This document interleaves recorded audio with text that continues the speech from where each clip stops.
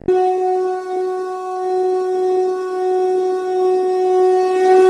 हरे कृष्णा. कृष्णा. प्रेक्षक हो, आपले गीता जीवनीमध्ये स्वागत आहे. भगवद्गीता जशी आहे तशी अध्याय 3 श्लोक क्रमांक 27 भाग 2. तर प्रेक्षक हो, मागील भागात आपण याच श्लोकावर चर्चा करताना पाहिलं की आपण करता नाही तर भगवंतच करता आहेत. आणि याबद्दल मला आलेला एक अनुभव इथे सांगावासा वाटतो तो असा. एकदा मी आणि माझी मैत्रीण गप्पा मारत बसलो होतो. तेव्हा ती मला म्हणू लागली, अगं आरती, तुम्ही हा गीता जीवनी नावाचा किती सुंदर प्रकल्प हाती घेतलेला आहे. तुम्ही किती छान सांगता. तुम्ही दोघेही जे काही सांगता, जे काही आपल्या आयुष्यातील शास्त्रातील उदाहरणे देता, त्या सगळ्यांमधून भगवद्गीता समजण्यासाठी आम्हाला खरंच खूप खूप फायदा होतो. आणि खरंच भगवद्गीता आपण स्वतः वाचून समजत नाही गं, असं कोणीतरी मार्गदर्शन करणारा असावंच लागतं.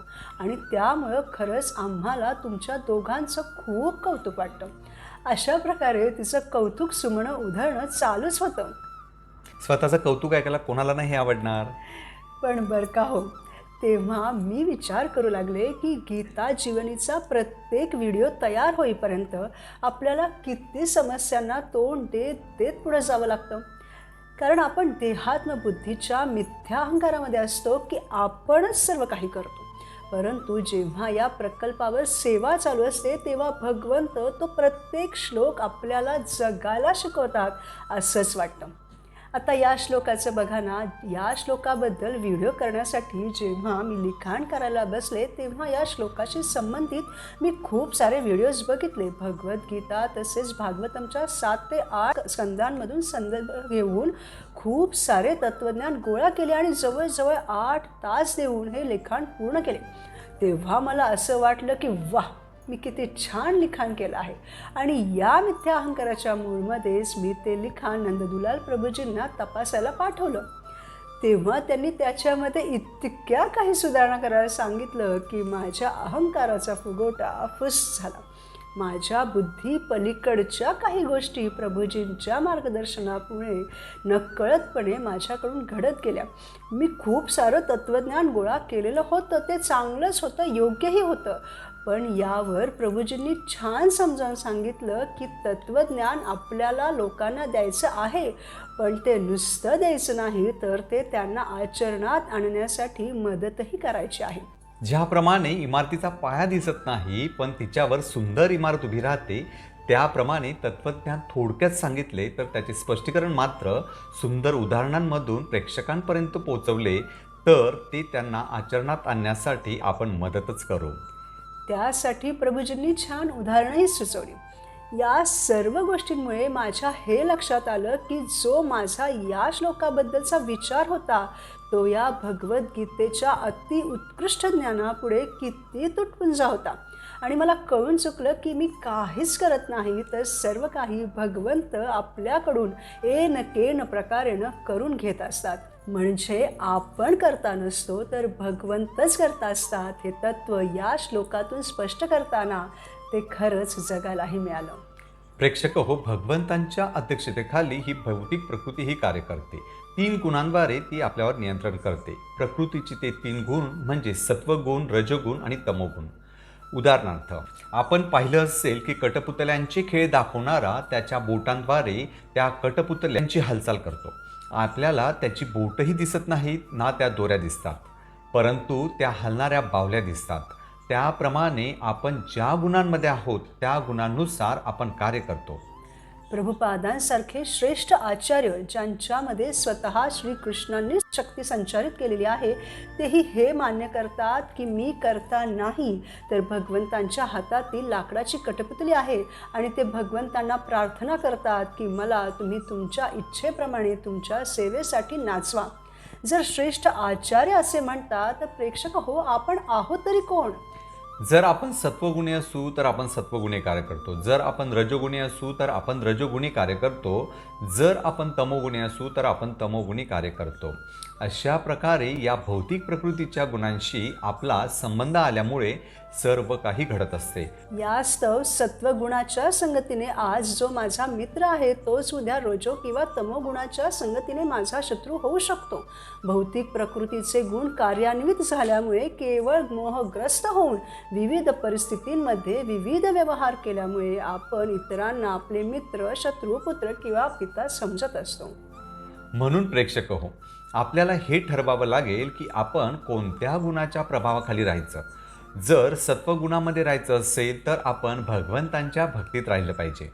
पण जर आपण तमोगुणी कार्य करू तर तमोगुणी लोकांच्या संघात राहू तर आपण तमोगुणाने ग्रासले जाऊ.